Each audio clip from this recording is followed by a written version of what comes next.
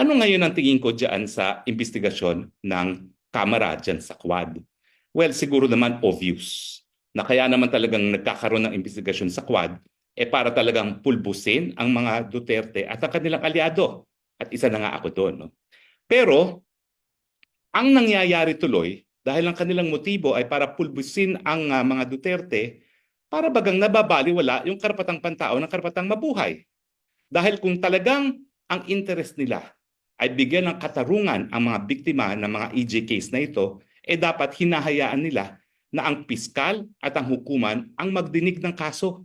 Dahil kahit anong headline ang magre-resulta o magiging resulta ng kanilang investigasyon sa Kongreso, hindi po yan dahilan para mabigyan ng katarungan ang mga biktima. Kinakailangan idaan pa rin po yan sa tamang proseso, sa preliminary investigation, sa harap ng piskalya, at sa pagdinig ng hukuman.